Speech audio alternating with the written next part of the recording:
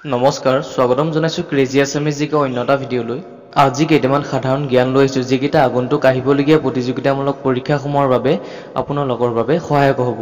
আহকচোন চাওঁ সেই সাধাৰণ জ্ঞান কেইটা প্ৰশ্ন 1 পৃথিৱীৰ কোনখন দেশক তৃষ্ণাৰ দেশ বুলি কোৱা হয় ক জাপান খ অষ্ট্ৰেলিয়া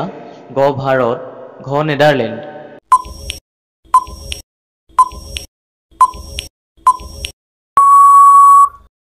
এই অপচনসমূহৰ ভিতৰত আপোনাৰ শুদ্ধ উত্তৰ হ'ব খ অষ্ট্ৰেলিয়া প্ৰশ্ন 2 আমেৰিকা যুক্তৰাষ্ট্ৰ এসময়ত কোন দেশৰ তলত থাকিব লগা হৈছিল ক জাপান খ চীন গ ৰাছিয়া ঘ ইংলেণ্ড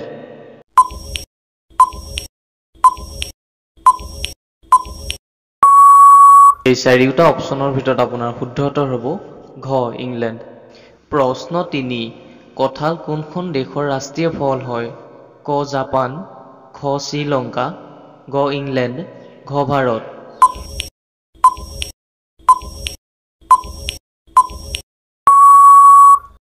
আপোনাৰ শুদ্ধ উত্তৰ হ'ব খ শ্ৰীলংকা প্ৰশ্ন 4 মাত্ৰ এদিনৰ বাবে কোনখন চহৰ ভাৰতবৰ্ষৰ ৰাজধানী হৈছিল ক আহমেদাবাদ খ পাটনা গ ভুৱনেশ্বৰ ঘ এলাহাবাদ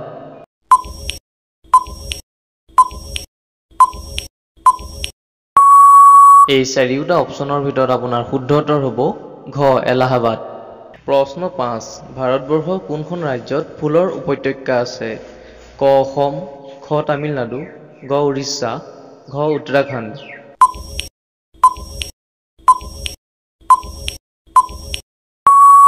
এই চাৰিটা অপচনৰ ভিতৰত আপোনাৰ শুদ্ধ উত্তৰ হ'ব ঘ উত্তৰাখণ্ড প্ৰশ্ন 6 ভাৰতবৰ্ষৰ সকলোতকৈ পৰিষ্কাৰ নদীখন কোনখন ৰাজ্যত অৱস্থিত ক মেঘালয় খ অসম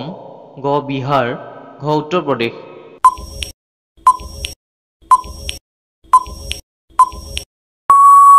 ইয়াৰ ভিতৰত আপোনাৰ শুদ্ধ উত্তৰটো হ'ব ক মেঘালয় প্ৰশ্ন 7 কোনখন দেশক কেঙাৰু দেশ বুলি কোৱা হয়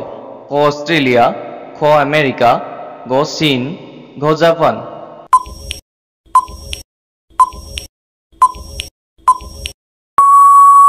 আপোনাৰ শুদ্ধ উত্তৰ হ'ব ক অষ্ট্ৰেলিয়া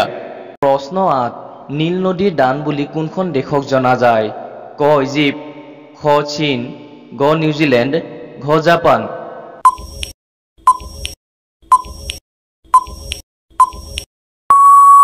এই চাৰিটা অপচনৰ ভিতৰত আপোনাৰ শুদ্ধ উত্তৰ হ'ব গ নিউজিলেণ্ড ইয়াৰ পাছৰ প্ৰশ্নটো হৈছে ভাৰতৰ ৰাষ্ট্ৰীয় গীত গোৱাৰ সময় কিমান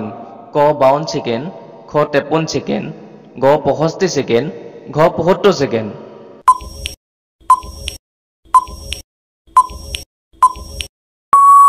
এই চাৰিটা অপচনৰ ভিতৰত আপোনাৰ শুদ্ধ উত্তৰটো হ'ব ক 52 ছেকেণ্ড সাধাৰণ জ্ঞানৰ একেবাৰে শেষৰ প্ৰশ্নটো চাওঁচোন আহক মহাত্মা গান্ধীজীয়ে দাণ্ডী যাত্ৰা কোন ঠাইৰ পৰা আৰম্ভ কৰিছিল ক গান্ধী নগৰ খ আহমেদাবাদ গ মুম্বাই ঘ দিল্লী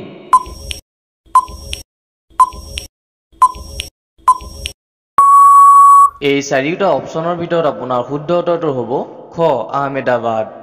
যদি ভিডিঅ'টো ভাল লাগিছে লাইক শ্বেয়াৰ আৰু ছাবস্ক্ৰাইব এটা কৰি ৰাখিব ধন্যবাদ জয় আই অসম